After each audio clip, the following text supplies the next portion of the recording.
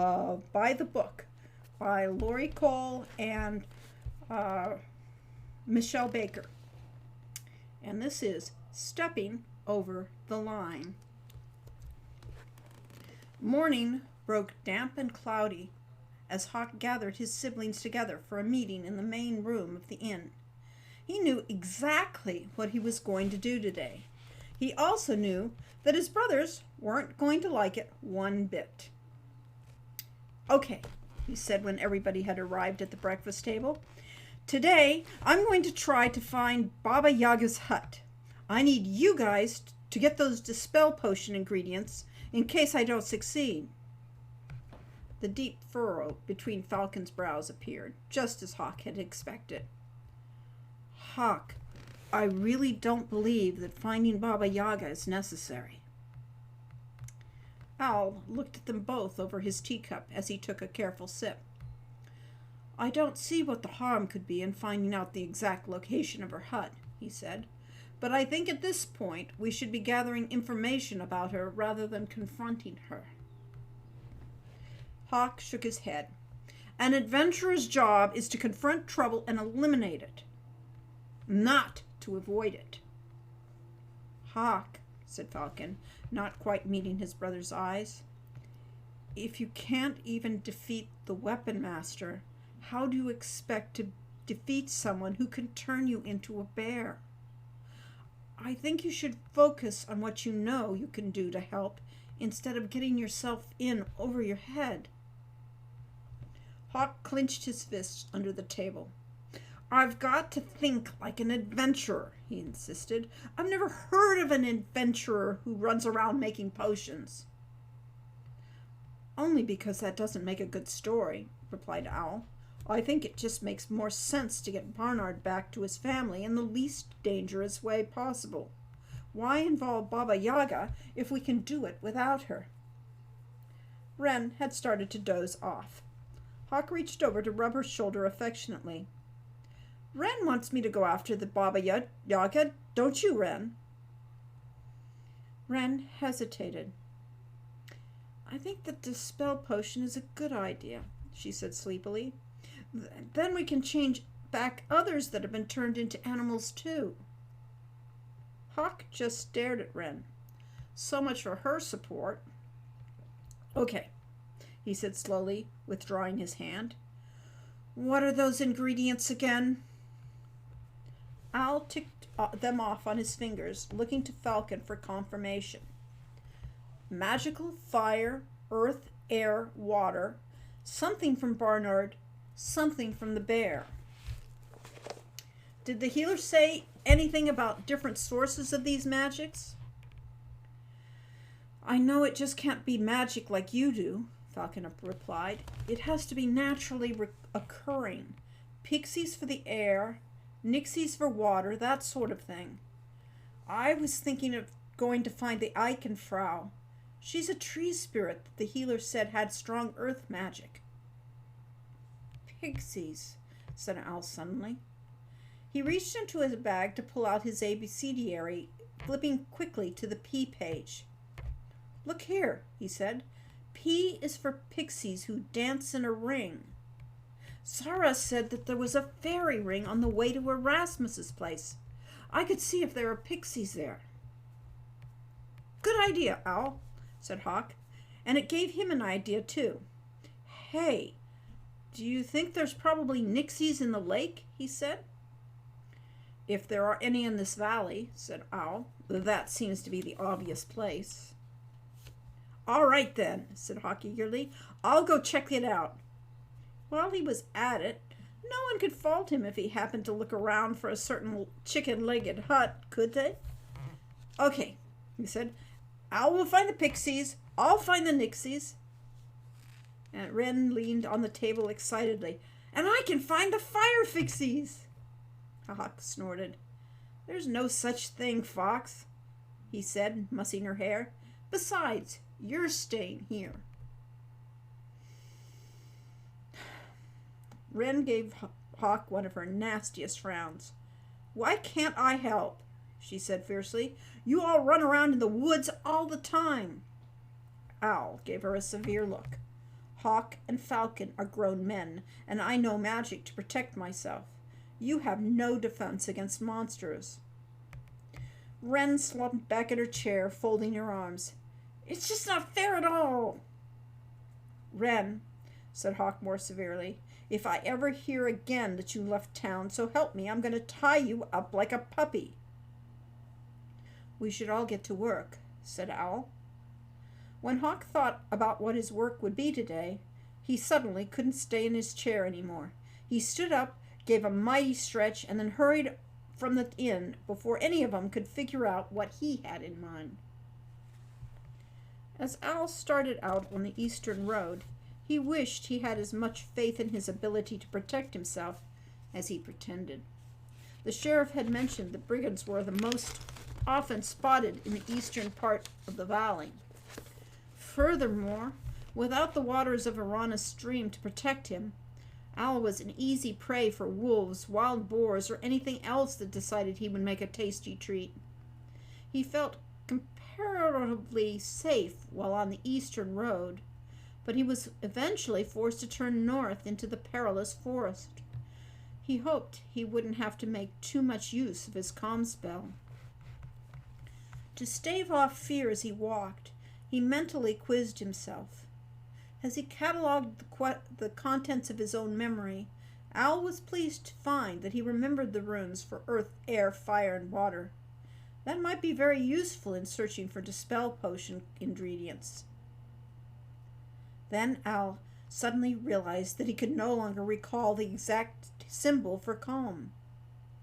Alarmed, he opened his book and looked for the appropriate page. The calm rune hadn't been at the beginning of the books after his most recent trip to Arana's Peace. It would seem that the runes were appearing in his book and sorting themselves in alphabetical order as he learned the names for them. While turning to the page with the calm rune, Owl ran across the one that had appeared in the book most recently. The peculiar thing was, he didn't know the name of this new rune. It simply appeared there. The angular shape nagged at him with its familiarity, but he couldn't quite place it. And unlike the 26 original runes of the book, it didn't come to life to tell him its meaning. He was just going to have to ask Erasmus how this all worked. For now, he turned back 2 pages and found the calm rune. Once he saw it again, he remembered exactly how it had intersected with the spell rune to make Arana's rune spell. Quite simple, really. Once he was satisfied with his ability to remember the spell, Owl continued north through the forest. About an hour's walk, he came to a ring of unusually colored mushrooms. This had to be the fairy ring Zara had referred to, although there didn't appear to be any pixies there at the moment. Deciding to wait, Owl seated himself at the new spring grass, took a dried apple out of his rucksack, and began to munch on it contentedly. The fairy ring was soothing to Owl's eyes, a perfect geometric circle within the chaos of nature. The mushrooms themselves were uneven in size, but uniformly pink in color. Owl turned to the P is for Pixies page in his abecedary, holding his apple carefully away from the pages. The picture showed a dainty creature sitting atop just such a mushroom. At least he knew what to look for. He sat and ate and waited. Spegosay alone was worth this trip, Hawk decided as he paused to gaze at it. The lake's still waters faithfully reflected the snowy southern mountains, and a magnificent waterfall plunged nearby from a dizzying height. The place had a chill, lonely beauty about it that was almost magical in itself. No nixies came splashing out to greet him, however, and he wasn't exactly a strong swimmer, so he settled for uncorking a bottle that he borrowed from Shima and filling it at the edge of the lake. If there were nixies in the lake, surely some of their magic would linger in the water. Stopping the bottle up, he put it into his newly mended rucksack and continued along the edge of the lake, heading southeast until he reached the cliffs. He then followed the cliff line eastward, feeling his steps grow heavier and heavier the further he got from the peaceful lakeside. Every time he rounded an outcropping or a stand of trees, his whole body tensed with unpleasant expectation, only to go limp with relief when he saw nothing more than rocks and more trees. And then, suddenly, it was there. Baba Yaga's house stood against the cliffside like an enormous, watchful bird. Its taloned feet dug firmly into the earth atop a patch of high ground. Hawk stopped dead when he saw it, shocked by how alive it looked. It was only a house, wasn't it? The hut was so still, so silent, that Hawk finally forced himself to stop thinking of it as a living creature. It was a house, just a house. Where there should have been wings, a beak, and a feathered breast, there was a thatch, a door, and a couple of crude shuttered windows. There didn't seem to be any way to get to the front door, which was at least 20 feet off the ground. Inside, there was no sign of life or movement. Is she home? Hawk found himself wondering as he drew nearer, and the hut loomed taller and taller. Not a breath of air stirred. Is she watching? The cliff blocked any approach from the rear, and on the other 3 sides stood a crude fence of wooden spikes. Every few feet, an especially tall pike was capped with what looked like a human skull. As Hawk drew closer, he could see that the eyes of the skulls burned with an intense, hellish light. There was a gate at the front, made from the same crude-looking, sharpened tree limbs as the rest of the fence. Mounted on the front of the gate was the largest skull Hawk had ever seen. It was far too big to be human. Its eye holes, unlike the other skulls, were dark and dead. Slowly, Hawk approached, looking for a latch or a handle on the gate. "Turn back or face thy doom," said the hoarse male voice. Hawk leaped back, his heart hammering. He looked around, but he couldn't identify the speaker. "Who's there?" he called out. "Depart, lest ye be destroyed." Hawk whipped his head around as the voice spoke a second time. It sounded as though it had come from directly in front of him. Hawk peered suspiciously at the large skull on the gate, then reached toward it. Nothing happened when he brushed it with his fingertips, so he knocked on it a couple of times. "Hey," said the voice again, "cut that out." This time, Hawk saw that the bony jaw was working as it spoke. Hawk jerked his hand back as though the skull had bitten him. "You're alive?" "Run or be undone," rasped the skull menacingly. "Do I look like I'm alive to you?" it added in a more conversational tone. "Well, if you can talk," Hawk said with a nervous laugh, "can you tell me how to get the gate open?" "Go away or be filleted. Are you not hearing a word I'm saying?" "Oh, never mind," said Hawk irritably. He looked around for some likely handholds, then tested the stability of the fence. It wasn't very tall. He could probably just climb over. "Turn back," the skull intoned, "or learn the hard way. See if I care." Using the thick rope that was lashed horizontally between the fence posts, Hawk climbed to the top, trying to be careful as he swung his leg over the cruelly pointed ends of the wooden pikes. Suddenly, the 2 skulls nearest to him began to pivot toward him. Uh-oh. Hawk immediately swung his other leg over as the skull's eyes burned bright crimson and spurted jets of flame. Hawk fell into Baba Yaga's yard, engulfed in flames. The branches of silver firs scratched at Falcon and caught in his hair as he worked his way through the northwest section of Spielberg Valley. Somehow, he knew the Eichenfrau just had to be in this part of the forest.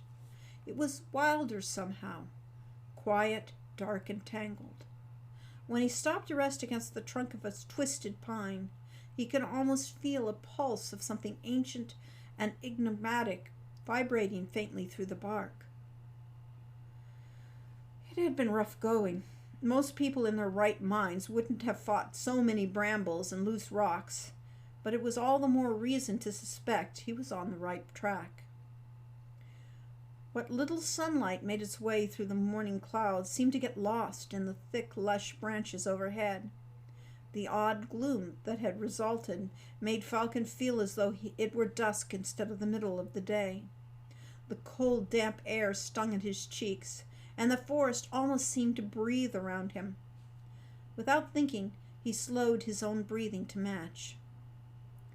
Falcon used his shield to gently move aside a prickly blackberry bush. When he saw what lay beyond it, he stopped as though he had stumbled upon a corpse. It was only a trail, a fresh, narrow pathway of beaten brush and broken branches. Still, it disturbed him. He could smell the sharp pungency of fresh pine sap as it oozed from the wounded limbs. Following the path was easier than struggling slowly through the forest, but his feeling of unease intensified as he walked along the trail. What moved through a forest, leaving such destruction behind it? Not a bear. Even bears weren't this ruinous. If the Eichenfrau was nearby, she certainly wouldn't approve. Suddenly, Falcon heard a crashing sound. He rushed forward, driven by curiosity and indignation. About 100 feet down the trail, Falcon stopped in his tracks. Just ahead of him stood a huge goon-like creature, tearing down a sapling that stood in his way. The creature was almost half again as large as a goon. It wheeled and turned to look at Falcon, slobber dripping through its two sharp tusks that thrust through its lower jaw. This creature had eerily intelligent eyes and a malevolent expression rather than the goon's vacuous look of stupidity. Matted, filthy hair covered it from head to foot, and it was carrying a tree limb in its clawed hands. Falcon suddenly felt a sick qualm of recognition. This was something more dangerous than a goon. This was something right out of Hawk's adventure stories. An ogre. It snarled at Falcon, revealing a lathery mouthful of yellowed fangs. Falcon turned abruptly and ran back along the path that the ogre had raised. He sincerely hoped that the ogre would hesitate a moment before it followed, but he could already hear its feet pounding on the trail behind him. Judging from the sound, it was catching up to him. Falcon would be in range of its club in a matter of seconds. Falcon broke off the trail and fought his way through the underbrush. His hope was that the brush and trees would impede the ogre more than it did him. He held out his shield to block the branches and limbs from his face as he drove forward. As he ran, Falcon cursed his own carelessness. All the warning signs in the world, and he'd walked directly into danger. At least Hawk had a sword when he goes around asking for trouble. From the crashes and snapping sounds, Falcon could tell that the ogre wasn't far behind. It was slowed by the rampant growth of plants, but it wasn't stopping. Falcon peered around his shield as he stumbled forward, searching desperately for any sort of shelter. Far ahead, in a tiny gap between two pine trees, Falcon could swear he almost saw something move, a soft blur of white which vanished almost as quickly as it had appeared. Whatever it was, it seemed to be moving freely. There had to be open space up ahead. Falcon ducked under a low-hanging branch and made directly for the place he'd seen. It was only a gap in the foliage where an enormous tree had fallen. Falcon tried to climb over the trunk. As soon as he stepped on it, his boot punched through the rotten wood. He sprawled headlong, stumbling over the log and nearly dropping his shield. As he scrambled to his feet, his neck snapped back suddenly and he choked. The ogre had him by the back of his shirt. With a cry of panic, Falcon wrenched free, ripping his shirt as he fled. The ogre attempted to follow, but its greater weight caused the hollow log to collapse completely. The ogre stumbled, giving Falcon the chance to regain his lead. Falcon's lungs burned as he raced through the tangled foliage with no idea what to go next. Looking around wildly, he saw again there was something white far ahead. This time he recognized the slope of a powerful white neck and the glint of silver antlers before the animal again disappeared into the trees. "Guardian!" Falcon gasped, making a beeline for that spot. He dared a glance back. The ogre was catching up to him again, clutching a scrap of Falcon's shirt in one powerful hand. Ropes of yellowish drool trailed down the matted fur of its chest. Falcon turned and kept running. When he reached the spot where the stag had disappeared, he saw a faint greenish glow up ahead through the trees. His heart kicked. He forgot about the branches tearing at his face and ran full speed through the thorns and leaves towards that beckoning light. Suddenly, the resistance of trees and brush ended, and Falcon almost fell forward, dazzled by the emerald sunlight of that small clearing. There was nothing in front of his feet but grass now. The ogre would catch him quickly in this open ground. Panic-stricken, Falcon put on one final burst of speed towards the trees opposite him. He had to get back into the brush or he wouldn't stand a chance. Suddenly, there came a bellow that echoed through the entire valley. From the corner of his eye, Falcon saw a streak of white loping towards him. He turned in amazement and watched the guardian of the forest lower its huge antlers and plow into the ogre. The ogre roared in fury and dropped its tree limb to savagely claw at the stag. Scarlet blood streamed down the alabaster fur. The stag reared back, then plunged forward again. With a sickening snap, a prong broke loose from the guardian's magnificent antlers. Falcon stood paralyzed, unable to help, but unable to look away. With a snarl, the ogre brought one fist smashing into the guardian's side, bringing the animal to its knees. No longer trapped, the ogre leaned forward and hit hard into the stag's withers. Falcon cried out in horror as the ogre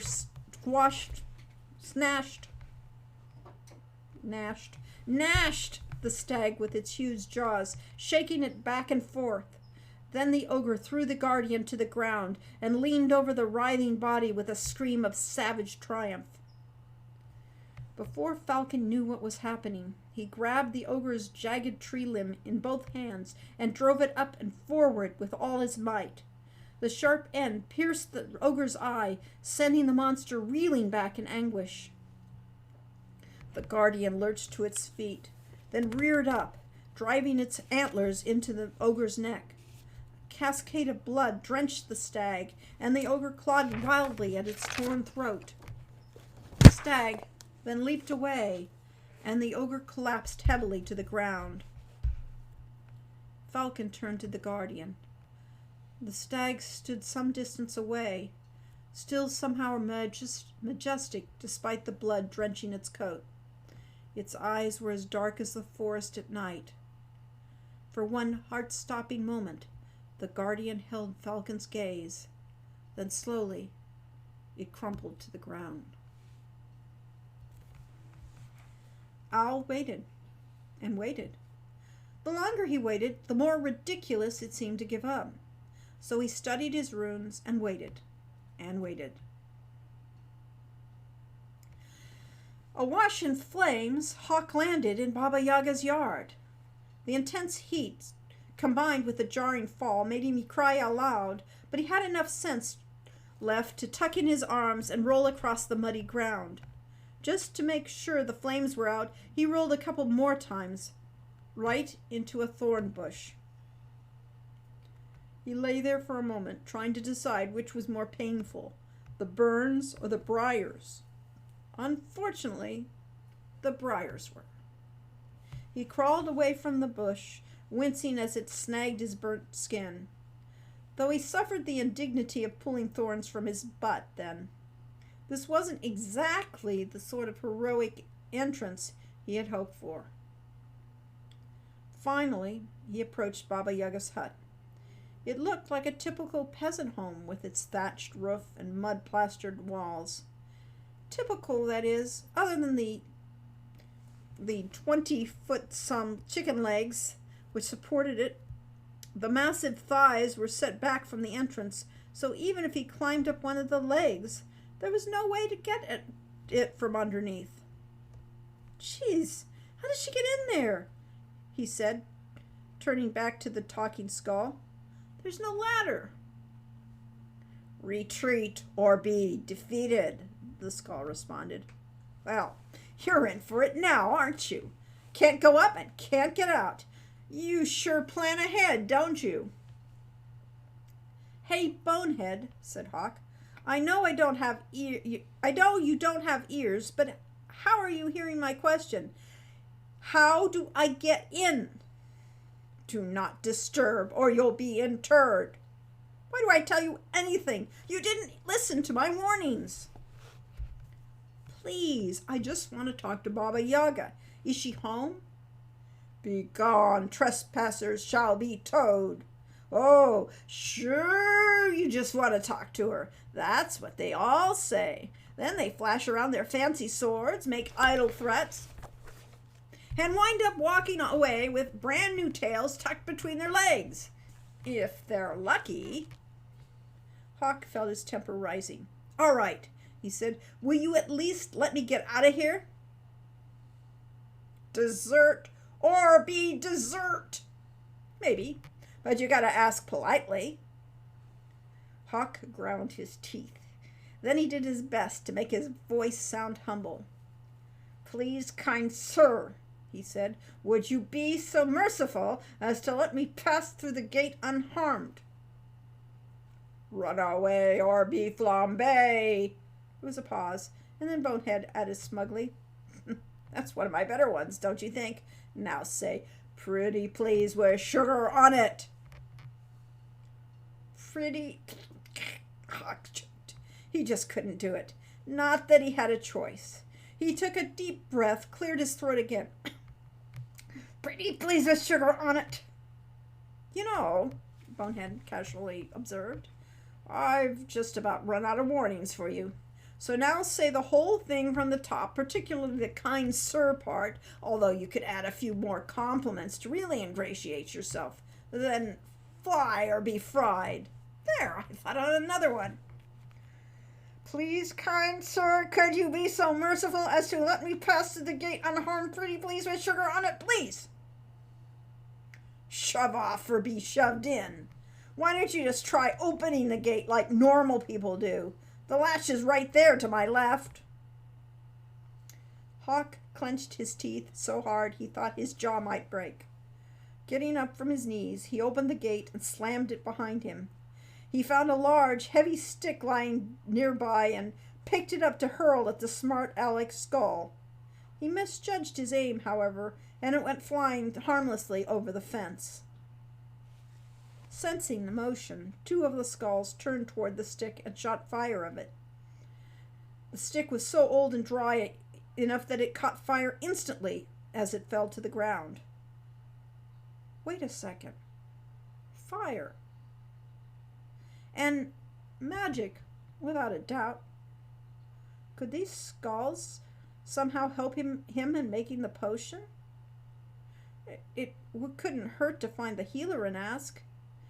If it didn't work, Al and Falcon would never even have to know he'd been here. Hawk approached the nearest fiery-eyed skull, careful not to touch it. He'd have to take the whole fence post. He whipped out his sword and cut the rope that secured it to its neighboring posts. "What do you think you're doing?" rasped the skull guard, forgetting in its agitation to recite another warning. Hawk made no reply. With a mighty heave, he ripped the fence post out of the ground. The entire section of the fence sagged without the support of its deeply buried post. With a satisfied nod, Hawk slung the fiery skull over his shoulder. "You can't do that," Bonehead protested. "Man, you're really gonna get it. It'll be your skull up there next time. You'll be sorry." The skull paused for a moment, and then a tremor crept into its voice.